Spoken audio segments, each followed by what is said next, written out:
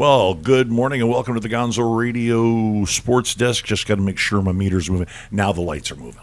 Hi, I'm Big Daddy Gonzo.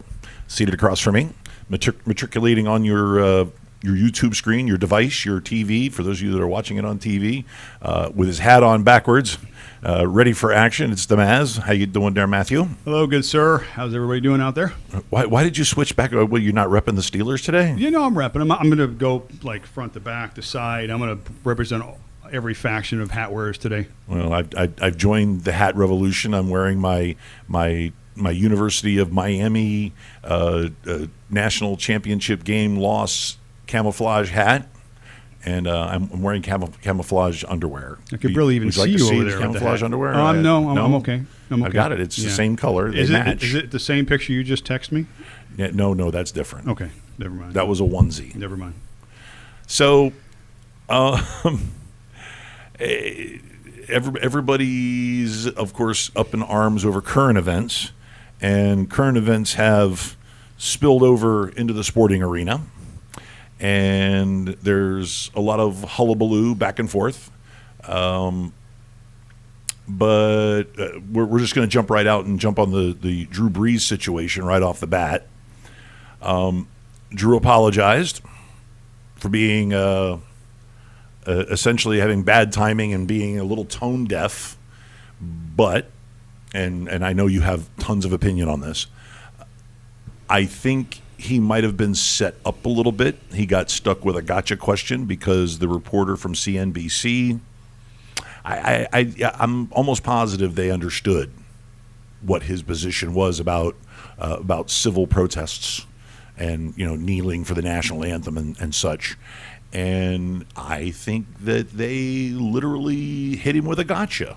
They knew what they were going to get. They knew they were going to get something hot from this guy who is universally beloved and cherished, not only on his team but in the NFL. He's one of the good guys.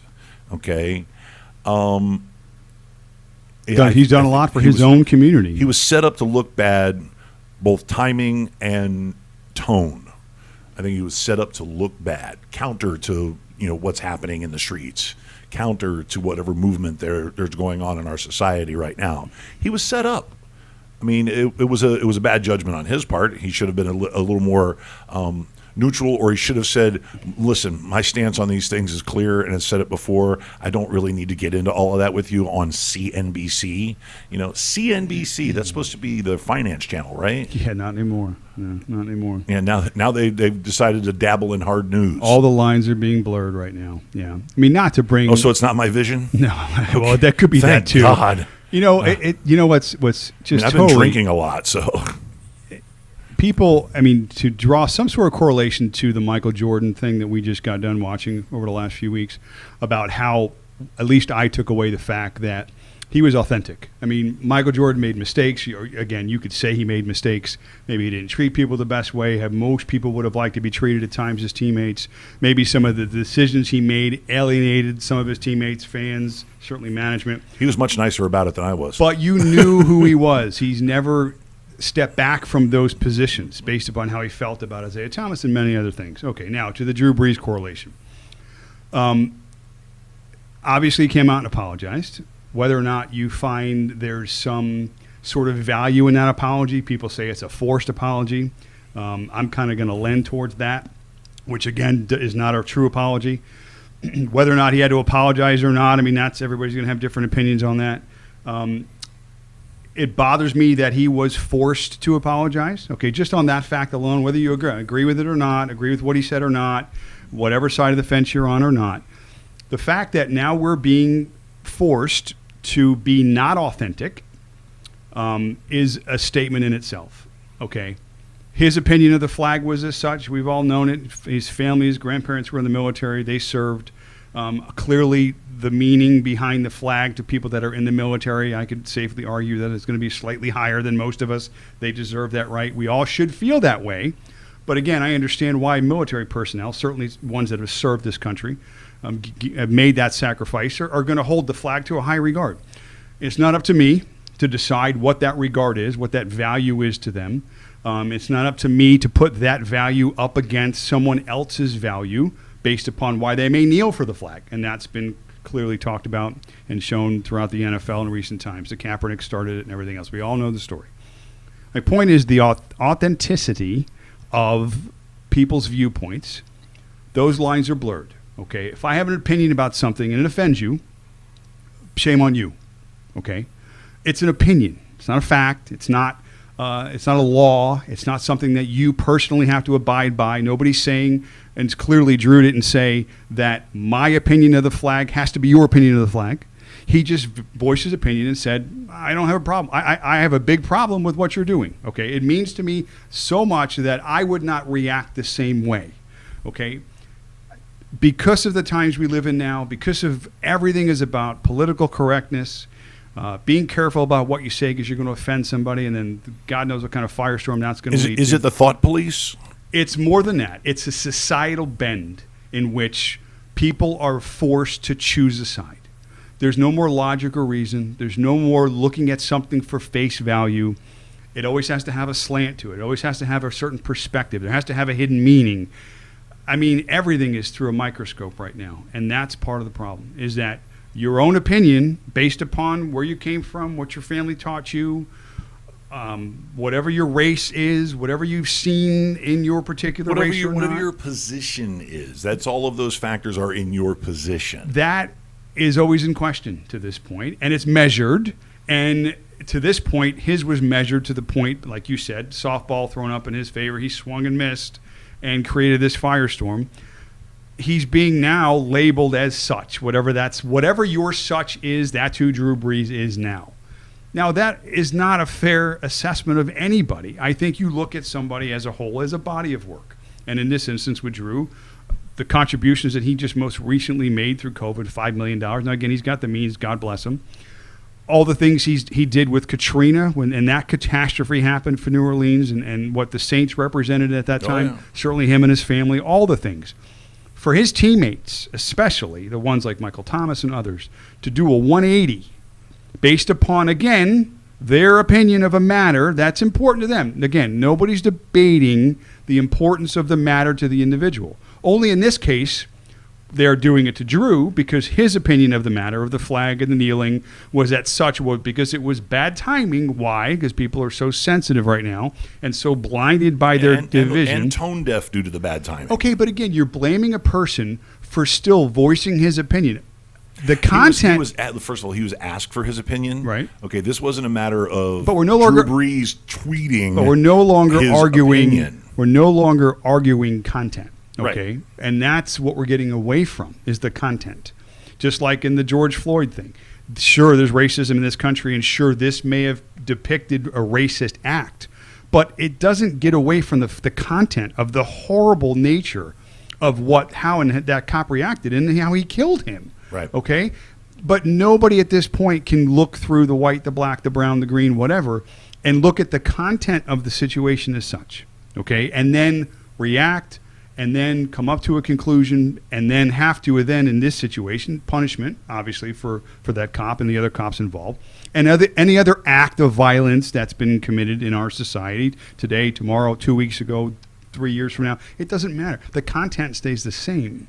We need to get back to looking at the content as opposed to the persons and where they're from and who they represent and what side they're on and what political party they belong to. That's not the important part in any of this, and that's what we've gotten away from. Okay, and it's blinded us and able to make rational decisions that are for the good, the betterment of everybody involved. We're completely astray of that entire philosophy on approaching situations. We shot past it, but we shot past it because there was this almost like a passive complicity.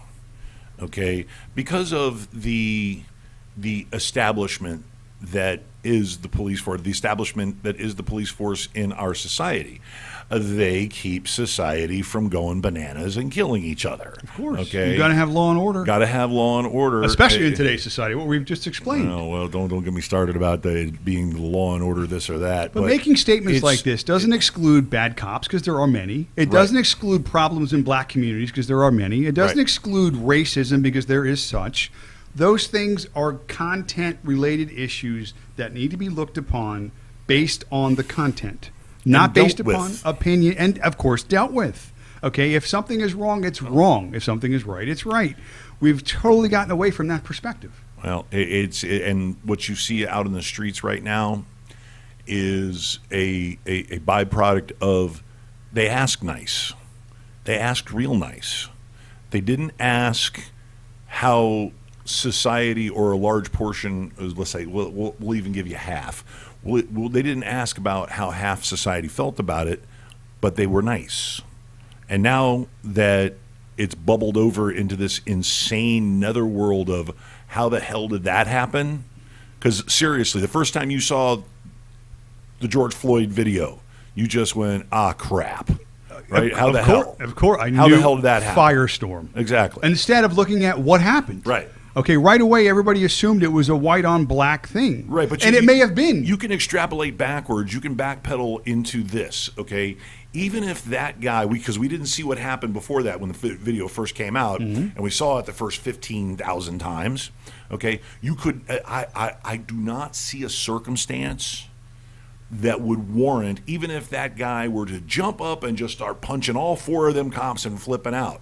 I don't see a circumstance that warrants leaning on your knee on the guy's neck to asphyxiate and kill him. In that situation, there was no struggle. But again, I mean, I don't even like to. Well, again, if he jumps up, if he had a gun, then he would have got shot. Every instance needs to be looked upon as a standalone incident. Okay, but there's a pattern. That's the problem. Okay, there's a pattern. There's a frequency. But if you immediately include things in pattern before they've been established, we're statistics guys. Until they become analyzed, looked upon, from different angles, different perspectives. Again, not lessening the effect of this, because this was pretty clear. Okay, this was clear, horrible. And this was a horrible thing. But again, what's not clear from the moment it started was it was a race issue. Okay, it was a bad cop, not so good criminal guy in a bad, unfortunate situation where bad cop, not bad white cop, and not bad, unfortunate black guy were in the situation together at that moment, and this is what happened. Okay, that's the content. If he was wearing a hood at the time when he did this, then you could start to paint a more clear picture from the onset. But right away, because of the society we live in right now and the judgments that have to be made, large responsibility is on the media, because immediately they got to pick a side, because their side is the one that's got to get out there first. Whatever side that is, right, wrong, doesn't matter.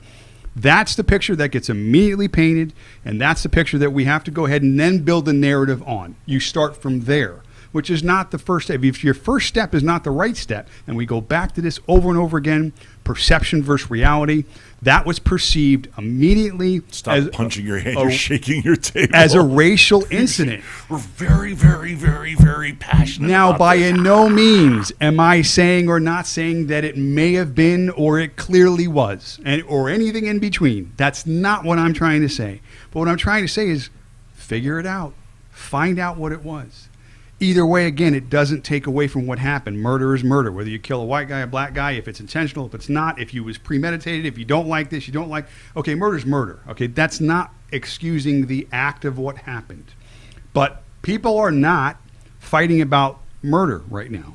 This is a race issue, clearly. This is an injustice issue. This is a police issue. And again, I'm not saying these things don't exist. Injustice against one race in particular. And that is fine. And if it exists... No, it's not fine, but yes, that's the situation. I'm saying, but if that's the argument that gets proven, and it clearly is, there are systemic issues within the police department, but there are the same systemic issues within doctors' offices, within airports, within... Strip clubs, within whatever. Okay, look at the not systemic... ours, problem and address the problem with the individuals responsible for.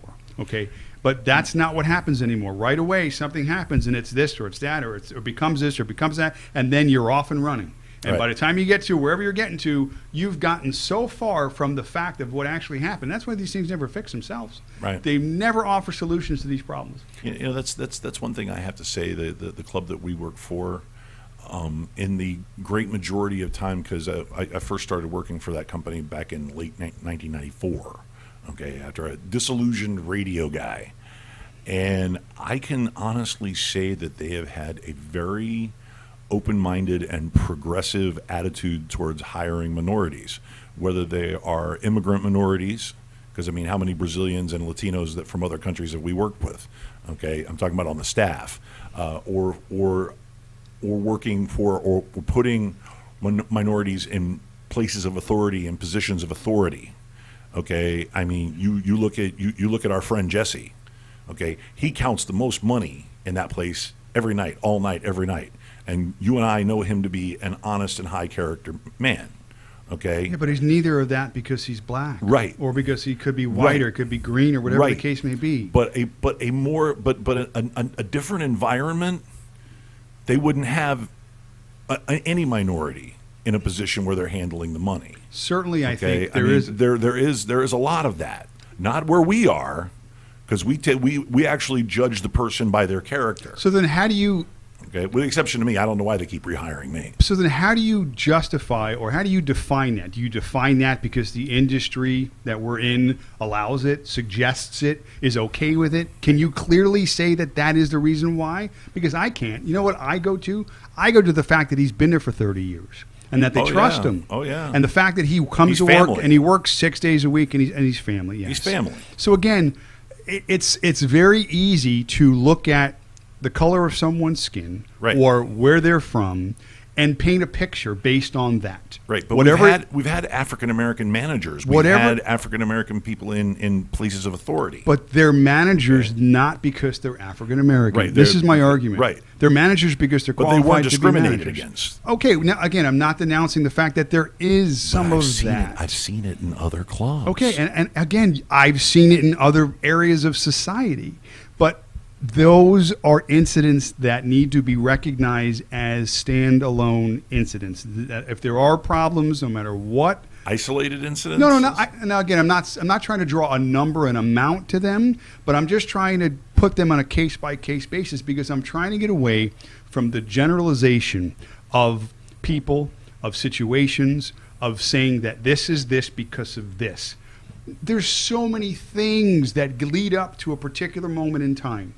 A left turn, a right turn, you're late by 3 seconds, you're ahead, that affect to get to a certain point in life, and it happens all the time. Everything is related upon each other. So it's too simple to say that, well, because they're in this sort of environment, this is the directive that they generally take. Or because they work for this particular crowd, this sort of race or this sort of gender or this sort of whatever works better in that environment. Instead of saying that particular race or that particular gender works better in that environment because they work better in that environment. Okay? It's getting away from the narrative or the suggestions. There's no narrative. It's only suggestion. Narrative becomes fact. It's a suggestive approach that things happen because of such. They don't happen because of one or two things. They happen because of 1,000 things, of 1,000 correlations, of 1,000 examples that all come together in a particular moment in time.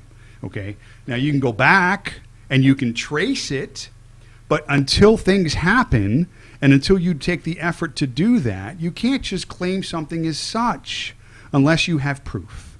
And all I'm saying is that this they had video proof. Well, video proof of he killed a man. But again, not video proof of a lot of the other things that have been said. Going back to the Drew Brees things. He's been clear all the way through about his opinion about the flag and about what it means to him. And now his own teammates, again, like I've mentioned, Michael Thomas and others, immediately tweeted out that, oh, he's not the guy I thought he was, and oh, he's different than this, and oh, this relationship is damaged, and really? Okay, that lends to my argument at its purest part of what I'm trying to say. In terms of if you already have an established narrative and directive, then you're wrong out of the gate because you're not allowing truth to come in. You're not allowing different perspectives to create a narrative that is more representative of the truth. And that's what we should be searching. But you know what that does? It takes time to do that. It takes effort. It takes people who want to, and they say they want to make a change, to want to make a change, to want to look at things clearly and differently. But it's not going to happen. And clearly, what'll stop the negative part of what's going on right now is just time. People get tired of it. They'll find something else, so another distraction. Okay, and that to me, is true hypocrisy. Okay, it's not at the core of what these problems that we do have in our society, the systemic issues with some of the police departments, the systemic issues in society that we have still with the racism towards any particular race. And I do think the racism goes in a lot of different directions. It doesn't just go white towards black. Sometimes it's black towards white. Sometimes it's white towards brown. Violence. Sometimes it's brown towards black. Sometimes it's black towards black or white towards white. It's so convoluted at its core. And I think that's why it's so easy to assess it as such. Oh, it's racism. Oh, it's he's holding me down. Oh, he's putting me back. Oh, she got the job because of this, or he's in that position because he's that. If we take that approach towards everything, we'll never get ahead, and we'll never get to the root of the real problems of racism and to try and fix these, come up with solutions. It's just not going to happen. So you're saying that these protests might be in vain? If people are out there protesting what they're claiming, some of them, most of them, maybe, again, not arguing people's motives, because I don't know. If I was out there protesting, I would be protesting any form of racism, any form of mistreatment to gender, to sex, or same thing, to race, to ageism. I mean, you can list and on the people that are discriminated against every single day in our lives. Fat people? That too. I almost said YouTube, but that's not nice.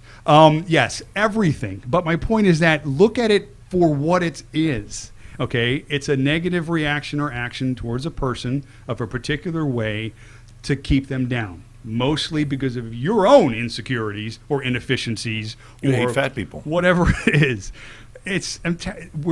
We're all so misguided in this effort, and I think that's a large part why it's probably not going to change unless you have radical behaviors like you do now, defund the police and all this other crazy crap. That, I mean, well, we know the art of negotiation. You know, I want $1 million badillion dollars. Yeah, baseball did and that go, too. We'll And how give they you $5, do it. Yeah. and then you meet in between. Yeah, baseball did that too. That's why they're not going to have a season. Okay. Segue. Very nice segue. Let's just Yeah. quickly segue. Let's get out of this Yeah. this charged up thing that we've been talking about for 20 friggin' minutes. Yeah, 20 days, And then actually, you can, I know, but you can go ahead and watch it on whatever news channel it's you like, insane. because it's I call it protest porn now. Yeah. It's protest porn. My roommate, the guru's guru, I catch him sitting in front of the TV, and he's watching the protests, and it's been protest porn. But now we're watching it a little less because the protests are all peaceful, and they're almost like rallies and concerts and festivals. And it's like, because why? Because the cops have started to catch the looters and catch the rabble rousers and keep them in jail. And so they're like, oh, they're on to us. Yeah. We no longer have the camouflage of 10,000 angry college kids, and that crap is stopping. Now, of course, if you're up in the front and you're yelling and screaming all kinds of invectives in a cop's face, which, by the way, kudos, you're standing there at attention, looking straight ahead. As long as you don't touch that cop, you can stand there and yell and scream all you want like an idiot. Okay, no matter what you're screaming, they're screaming about aliens, race, injustice, brutality. Don't touch the cop. That's all I ask you. Don't touch the cop, because if you do, then you're going to get the zip ties. That's all. And everything is calming down. Everything is calming down to a nice, civilized, well-articulated, because now what you're seeing interviews with organizers that are articulating the message, and hopefully, like you said, we can take a little more of a rational turn and address all the problems, okay? But as a lot of people who are throwing out the tone deaf all lives matter. I get where you're coming from about all lives are precious, but right now, just for right now, to focus on this right now, it is Black Lives Matter. All lives might matter, all lives may be precious, but all lives aren't at risk right now. All lives haven't been at risk for decades. Okay, they haven't. All lives have not. If you want to hear a good one for you, how about poor lives matter? Okay, because this is turning into a rich and poor thing. Okay, but what we need to do is we need, like you said, handle the problem in a broad way to take care of the full spectrum of the ills. Your first step has to be not opinion-based. It can't be agenda-based. Well, it has to be fact-based. It has to be looking at... A lot of this has been fact-based, and it's been fact-based on the statistics. It's been fact-based on the videos. not just of George Floyd, but of various other incidences too, both in the recent past and in the present. But it's very easy to bring light to an incident if you group them together and they're similar. Sure. But if that doesn't tell an entire story. And because there are egregiouses against every particular group through the police. If we're just talking police department misjustice, okay, Right. that through statistics is not just a white on black thing. No. It's a cop on person thing. Right. That's the story that needs to be told. Right. Because if you don't tell the whole story, you don't fix the whole problem. Right, but what we've seen is that it is an inordinate amount of black people that are dying. No, that's what you're seeing because Okay. that's what they're showing. Right. Well, you can't show 17,000 videos like that, otherwise this whole country is going to explode. I understand. It already did. So then you choose to not tell the whole story to prove a narrative. A lot of the story is being told. Like I said, we're getting the back and forth, and everybody's getting their 2 cents worth in. Okay, so the stories that you're telling. Okay, and like I said, I've argued ratios before. Okay, if you have 13% of the population is black and 68% of the population is white, okay, then maybe you should be having the same 4-to-1 ratio for brutality and death. But we know the Listen, we're drifting into incarceration, and the railroading of poor people into the jail system, and we would actually like to talk about sports. Yeah, I agree. Or talk about rich people arguing over whether or not they're going to actually start playing their sport. Yeah, you just know I'm a numbers guy and a Right. stats guy, and again, I think stats. That's what sports are based on. Stats Right. tell a story, Right. And you should just read sometime what the numbers are, and then come up with your reasons, and then try and make sense of it all instead of labeling and assuming. And again, if the first step is an opinion-based step, then it's not going to get you to the finish line. Okay, it's not. It's and if it does, it's going to get you to your finish line, and your finish line is not going to be where we all need to be because everybody has their own finish line. Oh. And that being said, how could you have more than one finish line? I mean, that doesn't tell the story. I told you it's a generational societal change. And us old farts aren't going to like it, or a lot of us old farts aren't going to like it, and our parents are definitely not going to like it. Okay, which by the way, I'm surprised at you, boomers. I expect a lot more of you out there since you were all these, brown pot smoking hippie freaks with long hair back in the '60s Right, now out we're there sports protesting. related. Sports time. Wait, okay, and change. Sports time. Wait, Okay. okay, but that's football. We're talking about baseball. No, I'm just saying sports in general. Now, I shifted the whole Okay. thing about, you said segueing into sports, I and was so gonna have to pour water on I you had for a second. segued into sports. Don't make me get the hose. All right, a baseball. Baseball, those bastards. WTF. What the Capital, are you all caps, doing? 3 exclamation marks. You had a chance to be first, okay? You had a chance to look like you cared about the fan. And this argument gets thrown out all the time, the fan. Okay.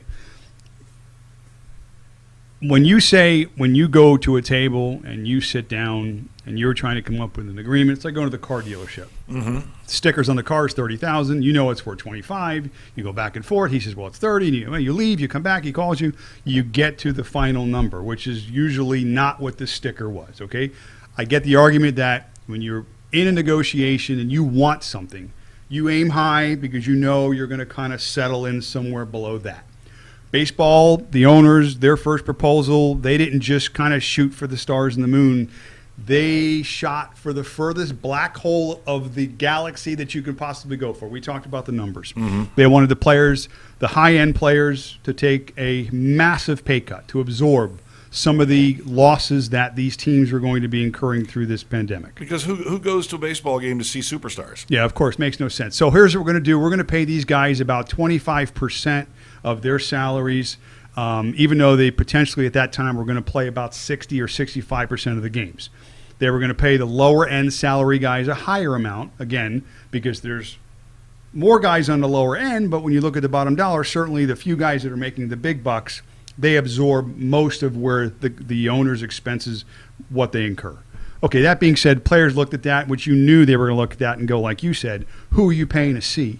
Are you going out there? Are you paying the utility infielder all his money so you can go see him get one at bat when he comes off the bench in the ninth inning? Or are you going out there to see Bumgarner throw a 2-hitter, Mike Trout go 3 for 4 with a couple of homers? Again, the high-end guys those are the guys that are making all the money. Okay, swing and a miss, literally. Well, it's like going to see the movie Mission Impossible, and it's a Tom Cruise vehicle, but instead of Tom Cruise, you get Dave Smith. Tom Cruise's stunt double. He's sick. And yeah, people are gonna line up for that. Yeah, so players went, really? Are you kidding me? We're not doing this. This is ridiculous. Dave Smith is a great actor, by the way. I have no problem with Dave Smith. Also, Joe Montana, another one that is very He's underrated. a good quarterback. Yeah, no, Montana, the actor. Joe Montana. Yeah, from Waterboy. That is a Waterboy reference, yes. That is an old Saturday Night Live joke. Yes. Okay, go ahead. Okay, so in any case, players were like, no way, we're not doing this. Owners are making a ton of money. We've shown the numbers, $13 billion over last year. They made more money than the NBA. For you. Yeah, those 32 guys are not hurting. 30 guys are not hurting for money. Okay. Now, I'm going to kind of pick on the players here a little bit. The players have said, well, number one thing here is safety. Safety. Okay, we got to be safe. Not denouncing safety. Of course, we're in a pandemic. They want their families, of course, themselves, who they interact with. It's got to be safe. They've got to come up with the appropriate safety measures to keep that in perspective. Okay. Yep. But then on the flip side, the players are like, well, we want to play more games. Okay, because to them, more games means more money. More money. More money. Okay, so you can clearly see here how you have a bunch of really rich guys and a bunch of kind of really rich guys not wanting to bend and not clearly seeing the picture, which is... It's a matter of 3 zeros, but go ahead. They're going to lose the season, okay? Oh, yeah. It's not going to happen. Every perspective... I gave up waiting on them. Every perspective...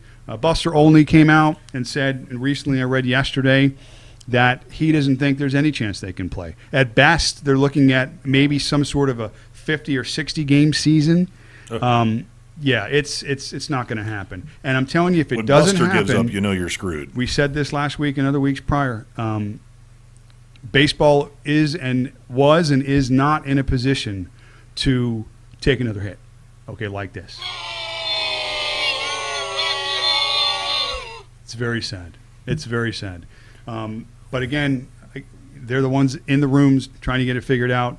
It doesn't look like it's going to happen, and it doesn't look like we're going to have baseball. And and most people are going to be like, okay, whatever, because when you have these labor issues, for lack of better terms, in these sports, we've had strikes before in all the major sports. At least you can kind of get to a side. Well, the owners, they gave up this for a certain amount of time, and okay, maybe I can side with them. Or wait, the players really have a good argument here, and maybe we can kind of figure out. Okay, well that makes a little sense. Maybe the players should get a little more this time. There are no winners here. There are no winners. Nobody's going to choose with either side. So they're all the villains. Fans lose. They're all and of course, and the fans are the ones that are going to have to decide to come back or not. And I don't think they're going to, honestly. So. That's why my baseball hat. You won't see any more baseball hats for a while. Not on this show, that's for sure. Very disappointing. That's it. So that's it. It's over. Screw baseball. Yeah, it's over.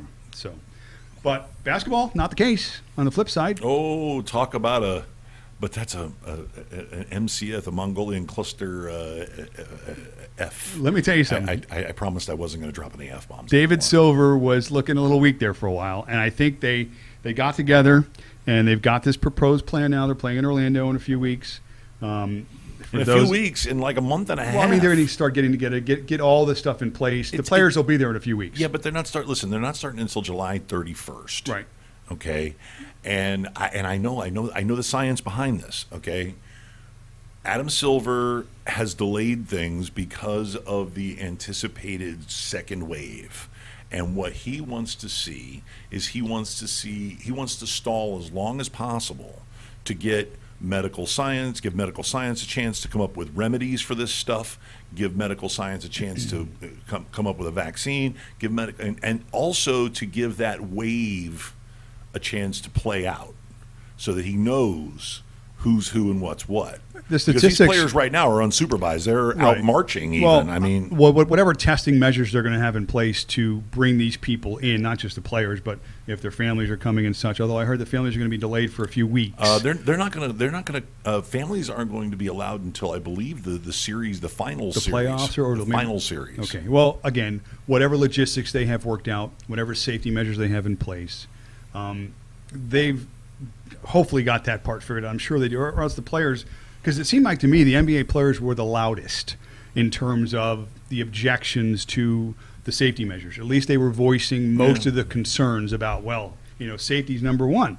And again, I get that. This is not an argument of what's more important. Obviously, to me, and I'm sure most of these people with families, safety is number one. Sure.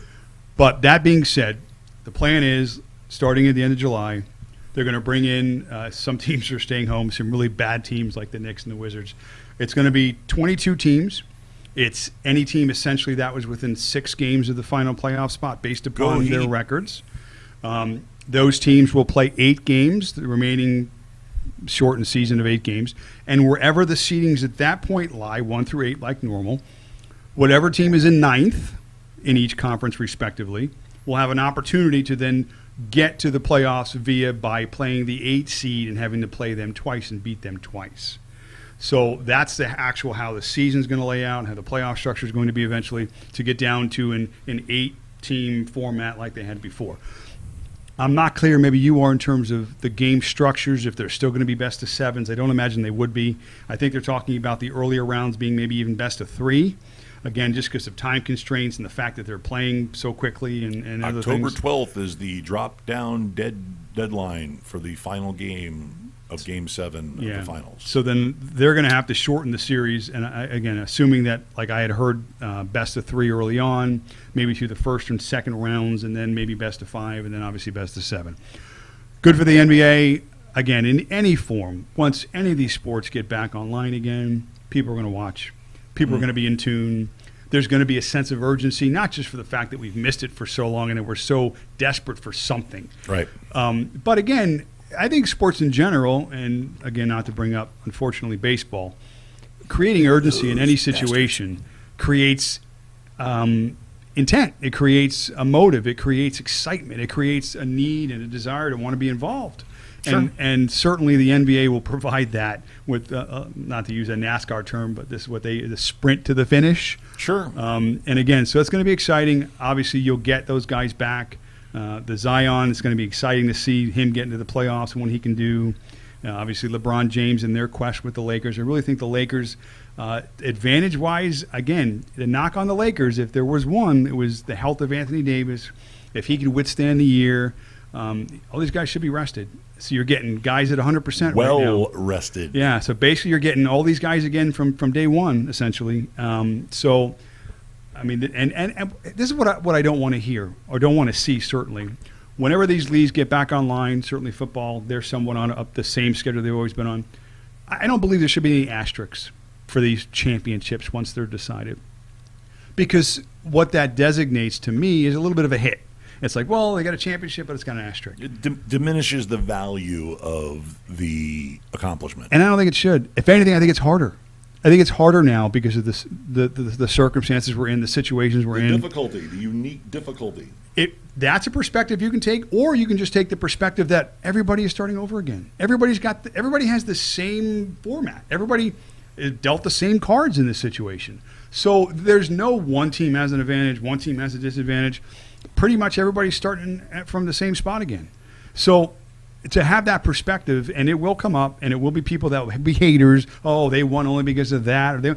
To me, I think it's either you choose the side of it was more difficult, clearly because of what everybody's been going through, or it's the exact same thing because everybody's been dealing with the same stuff. There's no disadvantage or advantage to getting to whatever that championship is in your sport. Well, one thing that we should look at as we go into this format is a dark horse out of the West that should be watched out for, and that's the Portland Trailblazers. Oh, I was going to say Dallas. Portland. Yes, Dallas, because they've got Luka. really, really good young superstars. They got a healthy Porzingis. Okay, by this point. Yep. And they got perhaps one of the best 1 or 2 or 3 players on the floor in any game. Outside of LeBron and outside of, again, you can argue, Luka is the man. And and people, well, he doesn't have the playoff experience. He was playing in the playoffs when he was 17 in Europe, okay? Yeah, so this kid's legit. No, this. So to me, and again, if you look at the system, and I'm a big Mark Cuban guy, I'm sure most of the decisions that he's made for his franchise through this, if you can point out to particular teams, at least you'll be able to look back on and say, well, why they look so good? Why were they so prepared? How come they did that? Because you look at the people that are in charge. Oh, yeah. And I'm putting my faith in Cuban and his methods and his directives and whatever they've got set for that Mountain Mavericks organization. To me, Dallas is the team to watch. What's he got? 3 finals appearances and 1 championship so far in his tenure as an owner. Yeah. So in a very tough conference there in the West. Right. I mean, and they're 1-1 against the Miami Heat. Those were 2 epic series in the finals, both of those teams. Yeah, they were great series. Dallas is a team I love to hate, but they no longer have anybody from those old teams now. Yeah. They completely flipped the teams. Yeah, well, there was a hatred there, I think, more because, again, they were playing our Heat. But I mean, that's just Yeah. rivalry in sports. Yeah. It's narrative. It's our narrative. I get it. But that, to me, if again, yours is Portland, mine's Dallas. In the East, Durant's not coming back. There was some circulation about how – let me tell you something. Spoelstra, we've said it before. Heat. I am on the Heat bandwagon. I really am. Heat. I mean, they're balanced. They're young. They play both sides of the ball. Yeah, go Heat. I mean, we're looking at a situation. I believe somebody laid it out that if your team is in the entirety of this shortened season tournament style, if your team is the kind of team that can win 70% of their games, you're going to mow through this format. Doesn't matter who you play. If you have that team up to a 700 winning percentage quality, you're going to mow through it. Well, what that tells you is that, I mean, of all the sports, I think home road splits in the NBA are very evident. Right. The home team has a huge advantage. Right. Now, obviously, in this not case, anymore. Not in this case, where they're playing in Orlando, there is no home field, there's no fans, there's no advantage per se. Right. Everybody again is starting at the same point, and they're all playing by the same set of rules, essentially, the same dynamics, the same variables. There's no outside forces, per se, that are going to lend to an advantage on either one side or the other. Right. So that point's valid. I think whatever team that has been somewhat veteran-based or has shown that cohesiveness to be successful both at home and on the road, certainly going to have an advantage in this situation, for sure. Yeah. So. Well, and with the Heat, it was a situation where they had multiple players that were ailing. Jimmy Butler was playing hurt. He was off like one game a week because he was playing hurt. Yeah. He's had a chance to recoup. Goran Dragic playing hurt. I like that guy. I do too. A couple of years ago, I wanted to trade him, but now it's just like I can't see the team without him. One of the strongest six men right now in the league. I mean, the way his numbers are coming off the bench, he leads that second team. You have no issue with him on the floor. Yeah, 100%. It's almost like having a big good reason. Second shift in hockey. It's a huge reason to the Heat's success. Yeah. Huge. So along with giving Tyler Hero, not to be discounted, rookie Tyler Hero, he's had time to rehab. He's had time to heal. So when the Miami Heat hit the floor, they're going to hit it at full power. I mean, everybody's had a chance to rest up, but really nobody has had a chance to see the Miami Heat this year at full strength. Yeah, well, it's certainly at full strength. If teams have performed well with certain issues that they've had, mostly injury-based and such, you would assume that once they get all their pieces back, that they're going to be a force. Big time. So I'm hoping to see that. I'd like to see the Heat go deep in the playoffs. Heat Lakers, Heat Blazers, Heat Mavericks. I think we should force Kawhi to sit out every other day, even though they're going to be playing every day. But listen, I got to be honest. They can make a big run too. I mean, well, they got the talent certainly, but there's a dynamic there when, and again, I'm not sure exactly how it'll play out because those guys are so super talented. Yeah. But when you are playing with the same guys every single night, in terms of your rotations, any sports, wherever that is, right? Joe Torre never changes lineup. Okay, when Joe Torre put a lineup out there, you didn't have to look at the lineup card. We win. Okay, it worked. And it was 1 through 9, and that was it. And they instead of reporting his lineup card, he just stands in the dugout and goes. They dominated. Waving at the ump. Yeah, we know. They dominated based on talent, but they also dominated because there was consistency and there was continuity, and there was all the other factors that make a difference to being successful outside of talent alone. Clippers. There was 4 years. I just got sick of watching them because they were winning. They were winning 100 games every year. Well, they were dominating, but there was lots of reasons for that. They spent a lot of money. There was no salary cap in baseball, and George Steinbrenner had an open checkbook. They brought guys up from the farm system. They developed talent. It was a perfect storm for them. Right. Okay, back to the basketball. With Kawhi, he's new to the team. Okay, Paul George kind of new to the team. They didn't really get to play a whole lot of games together at the same time, okay, for one reason or another. They were really good together, though. But they were. But again, that's based on talent alone. When you get to points like this in the season, and when everything matters, when you have to have the perfect storm like the Yankees had, maybe that ship for the Clippers isn't always going to be on smooth waters because of some of the things we've mentioned. So it's going to be interesting to see. My pick is not the Clippers. I just think, again, with Davis, with him being fully healthy, and LeBron being LeBron, and some of the other talent on that Lakers team, they've put together a pretty good squad. To me, it's the Lakers in the West, and hopefully the Heat. Hopefully we can root for the Heat, because I'm rooting for the Heat. I know you're rooting for the Heat. I know all Heat Nation's out there rooting for the Heat. So I'd like to see that for sure. Oh my God, we missed. What is there? Chat room fun stuff. We got destroyed. We missed a chat room conflagration. We should go back just slightly. Oh, I'm going to try to screenshot it or something. It's actually kind of funny, but yeah, I guess it stopped.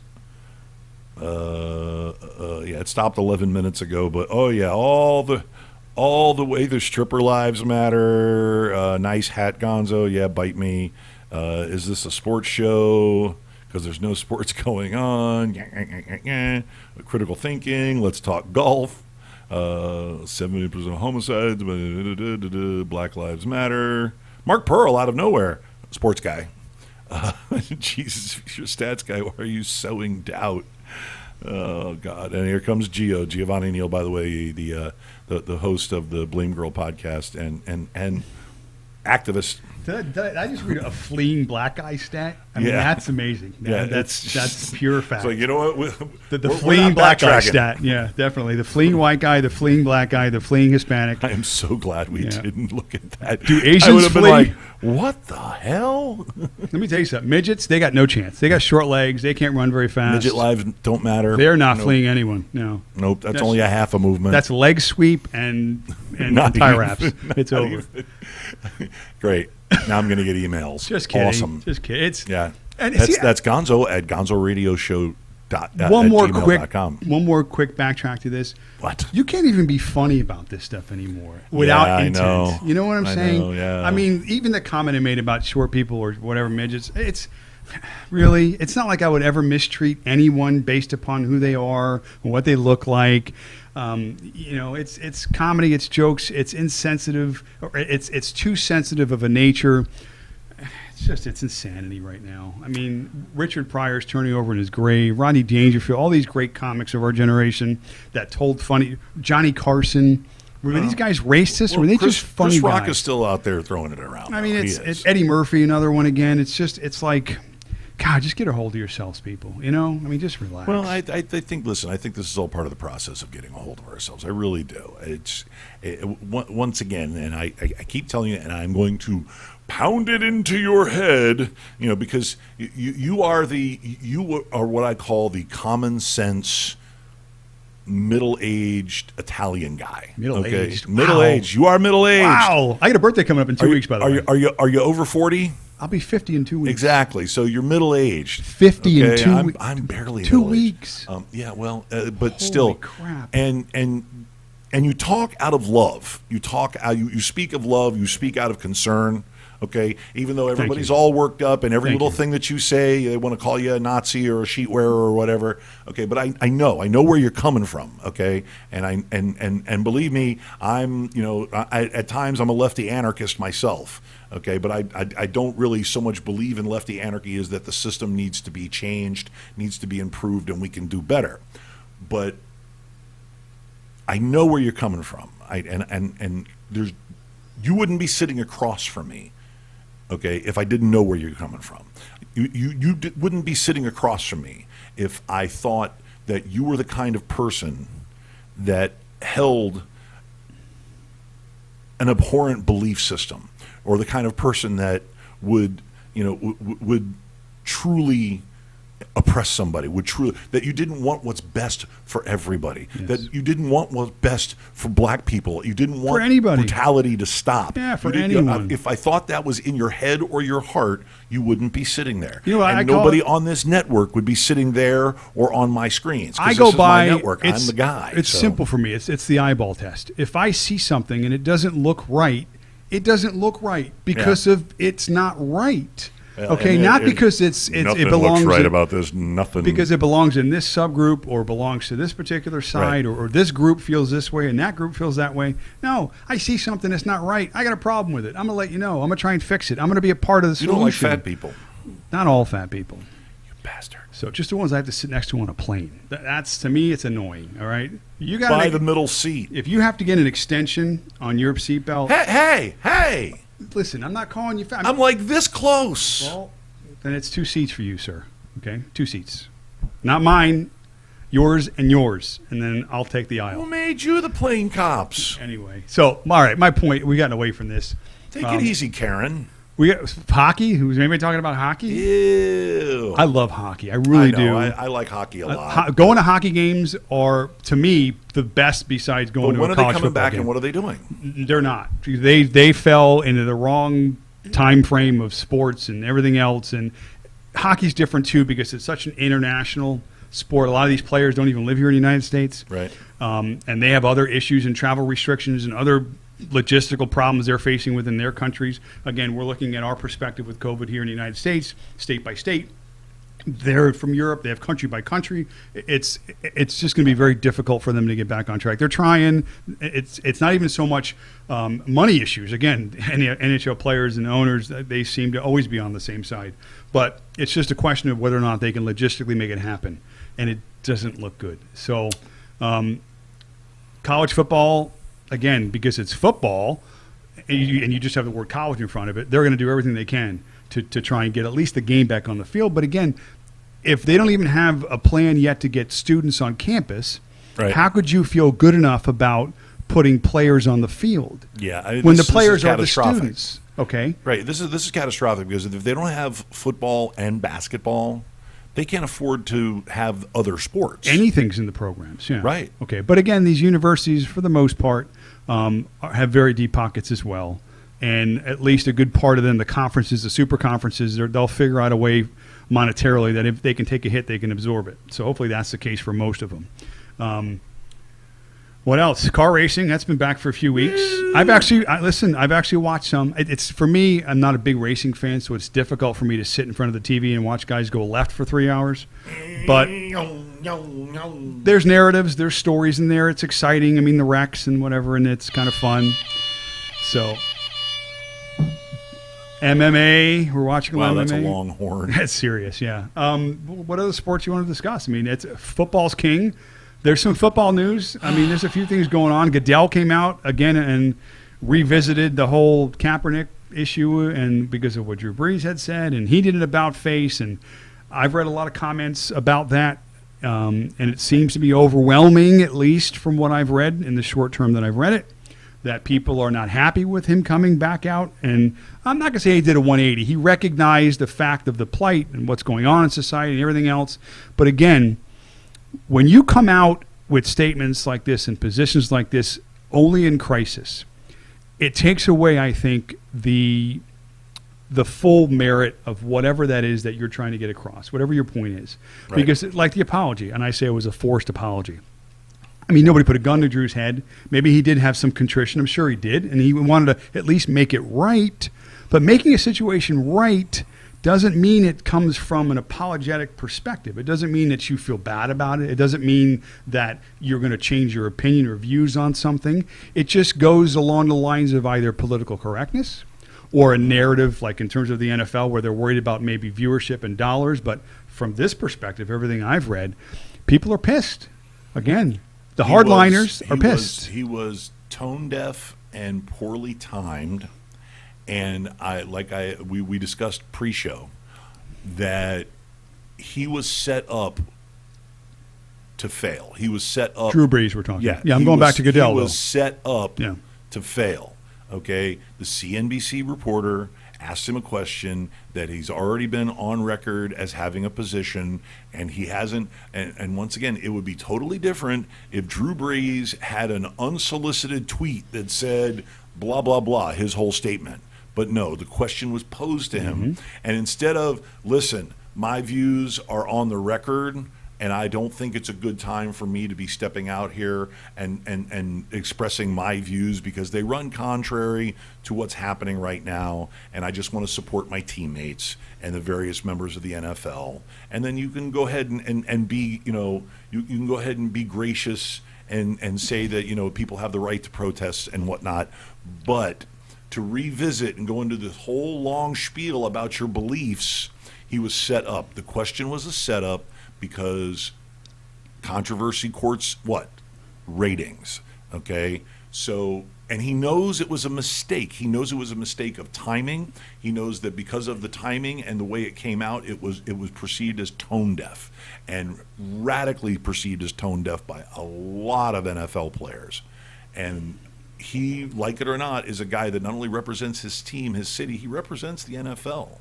And if you're going to come out there, and then other guys who represent the NFL are going to come out and they're going to get in his ass, and he backpedaled because he recognized that he had been hung out to dry.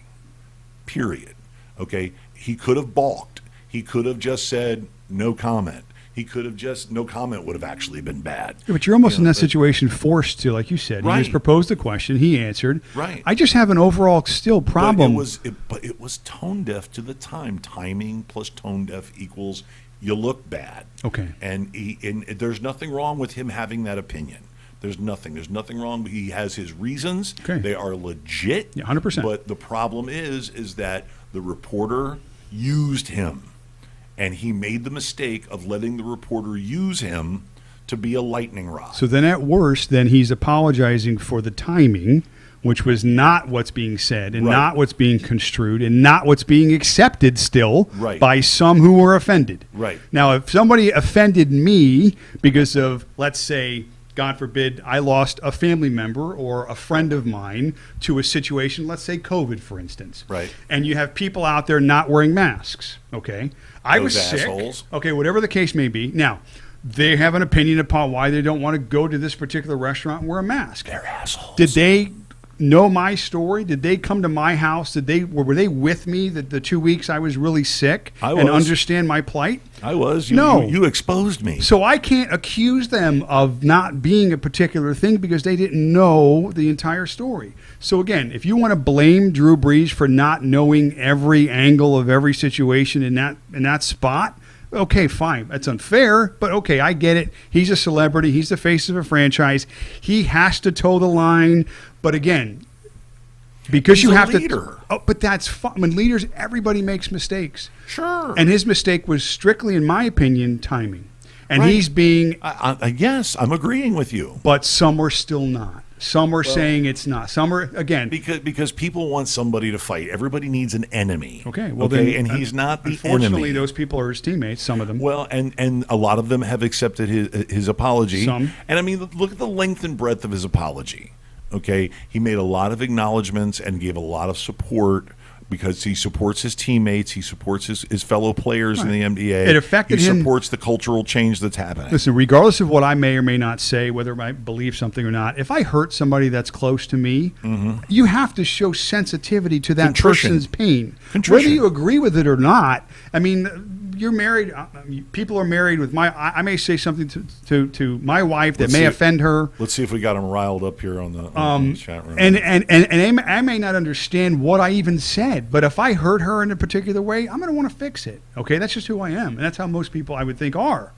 But in his case, that's where I think some of that apologetic and the contrition comes from, is not backing off his stance on the flag, which people want him to do, and therefore just come out and say, I'm sorry for feeling this way. No, I'm sorry for hurting people that are close to me. Okay. Yeah. If he come out and said that, I would have been like, all right, Drew. All right. Hey, Right. great job. Well, he said he has his reasons. He has his passionate reasons, and he's already stated them. Yeah. But in his contrition, he did move himself to the right side of history. Okay, he did move himself. He did evolve his position to where it's like, if it was me, I don't do it. You have the right to do it. I may not even like it, but this is America, and you have the right to do even what I consider to be heinous. Right. And you have, I mean, that's why we have Nazi flag rallies. Right. But then based we on have rebel flags based here, on your and, actions, you're also subject to criticism as well, and you're subject to people not agreeing. And people affecting your bottom dollar, which is the NFL, which is clearly what's happening. Isn't this society so amazing that we can allow people to wave the flags of our enemies that we've defeated in war in a public setting? Sure. That's how amazingly strong this, and no matter how crazy things are right now, never lose sight of the fact that this is a strong country. Okay, never lose, no matter how crazy the president may get. Country. Free, strong. Free and yeah. strong, yes. And no matter how crazy the president might get, no matter how crazy the people might get, no matter how dumb things seem, when it gets right back to it, we're America, and we're strong as hell. Yeah, 100%. Okay, I mean, the world right now, all around the world, they're kind of joining in the chorus, okay, because they see a strong populace stepping up and saying something, and they're addressing a problem. And those problems are also, like I said, it's not just an American problem. It's not just ours. And now we're seeing around the world, it happens elsewhere. So it's a very interesting time in the world. It really is. I think everybody should be forced to watch the movie Independence Day. That'll bring us all together. Speaking of such, oh no, right to aliens. What do we got? He's run out of sports because we don't have. Wait, we're not even covering MMA. Did you see Amanda Nunes last night? She beat the crap out of somebody, didn't she? The world's most dangerous Brazilian woman. Yeah. Yeah, she... Didn't she break the woman's bones? There's something to break a cheek or a chin or something I saw, broken bones. That may have been just a caption. I didn't see the fight. Let's put it that's a woman I would not want to fight. Okay. I would not want to fight her. I would do it in mud for $300. If I was covered in with like punching, with punching and submission holds allowed. Let me add to this. Oh, no punching, no submission. Let me add to hold. this. Do you know the Goodyear suit? You can picture that big white fluffy Goodyear suit. Right. Put me in one of those. She's not into guys. First of all, I'm not talking. I just want to make $300. I'm not looking. Listen, I haven't worked since March. I'm not looking for any sort of. I got a wife. I didn't even know what this girl looks like. I didn't know what she looks like. I want to make $300. So that's all. $300 is $300. Hell yeah! I mean, right now times are tough. All right, that's it. Now we've gone shot right past aliens into mud wrestling, MMA champions. I think it's time for us to pack it up. Okay. You got anything else? Nope. We're out of sports. Okay. There's always more National alien Cornhole stuff. Championships. Have you been keeping up on cornhole? I've watched a few matches. Very interesting. I think they should wear helmets, just because of the fact that you just never know when that bag is going to catch a wind gust. A lot of these tournaments are on the beach. There's unfortunate weather accidents that happen. I just think for everybody involved, for safety, I don't know. Safety first. Masks and helmets. And again, you can advertise on them. They do wear masks. No, helmets. Oh, and face guards. Well, they wear shoulder hats. pads. They wear hats. Full contact cornhole. Listen, there's nothing better. Right, that would dominate the ratings right now. Shirts and skins. Hell yeah. So full contact. All right. Well, thanks for enduring this. For those of you out there, let's check the chat room, because I mean, Enrique wants to talk about Bundesliga. I can't even say it. What is it? Bundesliga. That's soccer, I know. But yes, it's the league of the ball. And they are enjoying the highest ratings of their entire existence because the whole world is watching. Were my hands moving around that much? I just caught a little glimpse of stuff. Yes. And my hands were everywhere today, weren't they? You were a. I guess that's the middle-aged Italian comment you made for me, right? Thank you. Yeah, hyper. Yeah. You're a hyperactive Italian man. Yes. But thanks for sitting through this with us. We're all going to get through this. It's all going to be fine. And sports will be here to help us heal and stop talking about this craziness. Maybe. I am proud of the role that sports is playing in this, not only to even raise the profile of it even higher, but to add the positivity to it and to be leaders in this situation so that things do calm down and real change does occur, real positive change occurs. Okay, because these young millionaires Let's face facts. They're young millionaires, and these young millionaires are getting involved in their hometowns, their home states, and of course in the towns or the cities and the states in which they play the game.